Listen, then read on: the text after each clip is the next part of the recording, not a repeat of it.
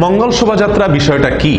মঙ্গল শোভাযাত্রা হলো পহেলা বৈশাখের সকালে মঙ্গল লাভের আশায় বিভিন্ন পশু পাখির মুখোশ, তাদের ছবি, তাদের কার্টুন, প্রতিমা এগুলোকে বহন করে মিছিল বের করা, নারী পুরুষ একসাথে ঢোল তবলার তালে তালে মিছিল বের করা। উদ্দেশ্য, এই মিছিল থেকে, এই মিছিল বের করলে আমাদের জীবনে কল্যাণ আসবে, সমৃদ্ধি আসবে, বরকত আসবে, এই উদ্দেশ্যে মিছিল বের করা, বিভিন্ন প্রতিমা, বিভিন্ন কার্টুন ইত্যাদিকে বহন করে।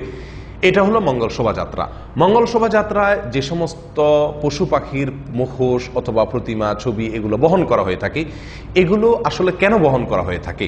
আমরা অনেকে হয়তো মনে করি যে এগুলো বহন করা হয়ে থাকে নিছক সৌন্দর্যের জন্য, নিছক আর্ট হিসাবে।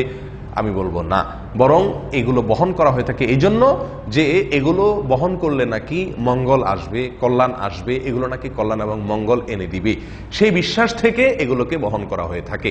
যে সমস্ত প্রাণীর ছবি বা মুখোশ বা প্রতিমা মঙ্গল শোভাযাত্রা আমরা বেশি করে দেখতে পাই, বেশি হারে, অধিক হারে দেখতে পাই, এগুলো মূলত হিন্দুদের তাদের ধর্মবিশ্বাসের সঙ্গে অত্যন্ত গভীরভাবে জড়িত কিছু প্রাণী। এর কোনোটি আছে যেগুলোকে তারা মঙ্গলের প্রতীক হিসাবে বিশ্বাস করে, লালন করে, তাদের ধারণা এটা, তাদের ধর্মবিশ্বাস এটা। এবং এগুলোর অনেকগুলোই তাদের বিভিন্ন দেবদেবীর বাহন হিসাবে ব্যবহৃত, যার কারণে সেগুলোকে তারা কল্যাণের একটি প্রতীক হিসাবে ব্যবহার করে থাকে।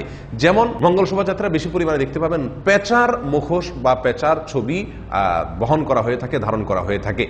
এই পেঁচা এ সম্পর্কে হিন্দু ধর্ম বিশ্বাস অনুযায়ী এটি নাকি মঙ্গলের একটি অন্যতম প্রতীক, এটি নাকি মঙ্গল এনে দেয় এটা থাকলে। এই পেঁচা শুধু মঙ্গলের প্রতীকই নয়, তাদের অন্যতম এক দেবতা লক্ষ্মীর বাহন এটি। ঠিক তেমনি ভাবে গণেশের বাহন হলো ইঁদুর। আপনি হনুমান দেখতে পাবেন প্রচুর পরিমাণে মঙ্গল শোভাযাত্রা। এই হনুমান হলো রামের বাহন।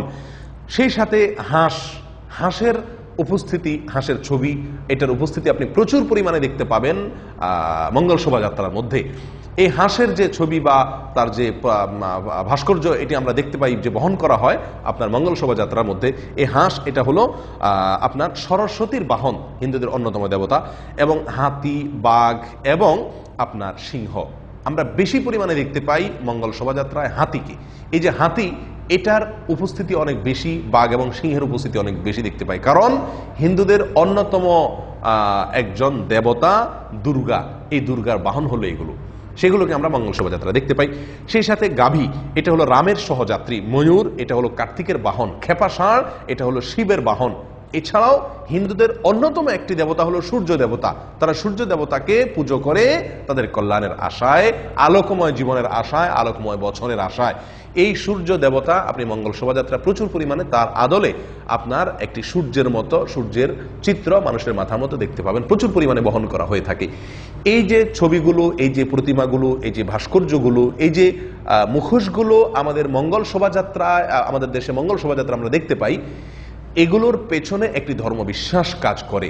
হিন্দুদের ধর্মবিশ্বাসের আলোকে এগুলো নাকি মঙ্গলের প্রতীক, এগুলো নাকি মঙ্গল এনে দেয়, তারই অংশ হিসাবে মঙ্গল শোভাযাত্রা এগুলো ব্যবহার করা হয়ে থাকে। এটি আমার বক্তব্য নয়, এটি মঙ্গল শোভাযাত্রা যারা আয়োজন করেন, চারুকলা ইনস্টিটিউটের মঙ্গল শোভাযাত্রা আয়োজক কমিটির আহ্বায়ক এবং যারা এটার পিছনে নেতৃত্ব দিচ্ছেন তাদের বক্তব্য। আপনি যদি অনলাইনে এখনো যান, দেখতে পাবেন বাংলাদেশের অত্যন্ত বহুল প্রচলিত একটি অনলাইন নিউজ পোর্টাল হল bdnews24.com। এই bdnews24.com 2014 সালের 14 এপ্রিলে পহেলা বৈশাখ এবং মঙ্গল শোভাযাত্রার উপরে বেশ কয়েকটি রিপোর্ট করা হয়েছে। তার প্রত্যেকটি রিপোর্ট যদি আপনি পড়েন, তাহলে আমি যে দাবিটি করলাম, অর্থাৎ মঙ্গল শোভাযাত্রায় যে প্রতিমা বা যে ছবিগুলো বহন করা হয়ে থাকে, এগুলো সবগুলো বহন করা হয়ে থাকে সমৃদ্ধি, কল্যাণ এবং বরকতের আশা। অর্থাৎ এই মিছিল বের করলে নাকি ঢোল তবলার তালে তালে এভাবে এগুলো বহন করলে নাকি কল্যাণ আসবে, সমৃদ্ধি আসবে। এটি যে তাদের বিশ্বাস থেকে করে, ধর্মবিশ্বাসের মতো একটি বিশ্বাস থেকে করে, তার প্রমাণ আমি আপনাদেরকে আবারও বলছি। 2014 সালের 14 এপ্রিলের পহেলা বৈশাখকে কেন্দ্র করে 14 এপ্রিল তারিখে bdnews24.com কয়েকটি রিপোর্ট আপনি দেখতে পাবেন। তার ভিতরে একটি রিপোর্টের শিরোনাম ছিল এরকম: লক্ষ্মী পেঁচায় সমৃদ্ধি। লক্ষ্মী পেঁচায় সমৃদ্ধি, অর্থাৎ সমৃদ্ধি আসবে, বরকত মঙ্গল আসবে লক্ষ্মী পেঁচা থাকলে। আর গাজী এবং বাঘ এগুলো হলো দুঃসময়ের কাণ্ডারি। এটা হলো শিরোনাম।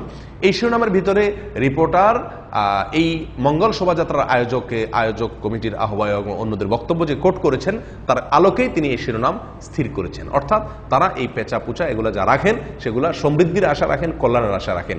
হে মুসলিম ভাই বোনেরা, আপনি মজা করতে যান, বর্ষবরণ করতে যান, কিন্তু তারা এটাকে হিন্দুদের হুবহু যে বিশ্বাস সেটাকে কপি পেস্ট করে এখানে শুধুমাত্র সেট করে দিয়েছে বর্ষবরণের নামে। আপনি বর্ষবরণের কথা শুনে আপনি এখানে চলে যাচ্ছেন, অথচ এটি মূলত হিন্দুদের একটি বিশ্বাসকে আমাদেরকে গেলানো হচ্ছে এবং আমাদেরকে খাওয়ানো হচ্ছে। ওই রিপোর্টে এক জায়গায় লেখা আছে লোকজ ঐতিহ্যের, আসলে মূলত হিন্দু ঐতিহ্যের নানা প্রতীক নিয়ে সমৃদ্ধ বাংলাদেশ প্রত্যাশায় করা এই শোভাযাত্রায়, অর্থাৎ এই শোভাযাত্রা সমৃদ্ধ বাংলাদেশের উদ্দেশ্যে করা হয়েছে, মঙ্গল পাওয়ার উদ্দেশ্যে করা হয়েছে। এই শোভাযাত্রায় স্থান পেয়েছে কেন স্থান পেয়েছে? যাতে সমৃদ্ধি আসে, সেই উদ্দেশ্যে স্থান দেওয়া হয়েছে বিভিন্ন মূর্তিকে। তার ভিতরে মা ও শিশু, হাঁস, মাছের ঝাঁক, বিড়ালের মুখে চিংড়ি, শখের হাড়ি ইত্যাদি ইত্যাদি। প্রিয় ভাই বোনেরা, এ হলো মঙ্গল শোভাযাত্রার সংক্ষিপ্ত পরিচিতি। এখন মঙ্গল শোভাযাত্রা, এটিকে আপনি কি বলবেন? এটি কি বর্ষবরণের কোনো অংশ, কোনো বর্ষবরণের কোনো উৎসব বলবেন, নাকি এটাকে হিন্দু ধর্মের একটি অবিকল বিশ্বাসকে আমাদের মধ্যে চাপিয়ে দেওয়া সাংস্কৃতিক আগ্রাসন বলবেন? সেই বিচারের ভার আমি আপনার উপর ছেড়ে দিলাম। আল্লাহ তাআলা আমাদের সকলকে বোঝার এবং অনুভব করার শক্তি সামর্থ্যটুকু দান করেন যে এটি কোনো আমাদের বাঙালি সংস্কৃতি নয়, এটি একটি ধর্মের মানুষের সংস্কৃতি, এটি একটি ধর্মের মানুষের বিশ্বাস, আর সেই বিশ্বাসকে আমাদের উপরে চাপিয়ে দেওয়া হচ্ছে। আমরা অনেকেই জানি যে হিন্দুদের বিশ্বাস মতে গজে চড়ে যদি যে বছর দুর্গা আসে সে বছর নাকি ফসল ভালো হয়, অর্থাৎ গজ বলতে আপনার হাতি। তাহলে এই যে হাতি বা গজ, এটা হলো দুর্গার বাহন। তাহলে এটাকে নিয়ে মঙ্গল শোভাযাত্রা বের করা হয় যাতে করে সারা বছর ফসল ভালো হয় এবং কল্যাণ বেশি করে আসে। সম্মানিত ভাই বোনেরা, আমরা সকলেই শিরকের সঙ্গে পরিচিত থাকার কথা। শিরক হলো আল্লাহর সঙ্গে অন্য কোনো ব্যক্তি বা বস্তুকে শিরক করা, যেই কাজগুলো শুধুমাত্র আল্লাহর ক্ষমতাধীন, সেগুলোর অন্য কারোর ক্ষমতার ভাগ সেখানে দেওয়া, অন্য কারোর কাছে প্রার্থনা করে, এটাকে বলা হয় শিরক। আমরা প্রতিদিন সালাতে বলছি ইয়াকা না'বুদু ওয়া ইয়াকা নাস্তাঈন, আল্লাহ আপনার কাছে, আপনার ইবাদত করি, আপনার কাছেই সাহায্য চাই। অথচ মঙ্গল শোভাযাত্রা গিয়ে আমি পেঁচার কাছে কল্যাণ কামনা করছি, আমি পেঁচাকে নিয়ে কল্যাণ কামনা করছি, আমি বিশ্বাস রাখছি যে এই সমস্ত পশু পাখির মুখোশ, প্রতিমা, এগুলো আমাদেরকে কল্যাণ এনে দিবে। নিঃসন্দেহে এটি শিরক। এই শিরক থেকে আমাদের বেঁচে থাকা দরকার, এই শিরকি জোয়ার থেকে আমাদেরকে বেঁচে থাকা দরকার। যারা আমাদের বাঙালি সংস্কৃতির নামে এই শিরকের দিকে আহ্বান করছে, তাদের বিষয়ে আমাদের সচেতন হওয়া দরকার, আমাদের সাবধান হওয়া দরকার। আল্লাহ তাআলা আমাদের সকলকে তৌফিক দান করেন। ওমা তৌফিক ইল্লা বিল্লাহ। আসসালামু আলাইকুম ওয়া রাহমাতুল্লাহি ওয়া বারাকাতুহু।